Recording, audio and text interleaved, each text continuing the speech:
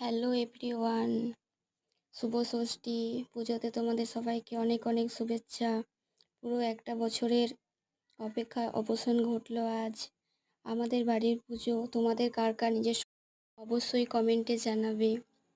আমাদের মাকে তৈরি করা প্রত্যেকটা স্টেপ বাই স্টেপ তোমাদের সাথে শেয়ার করলাম। কেমন লেগেছে অবশ্যই কমেন্টে জানাবে। টাটা।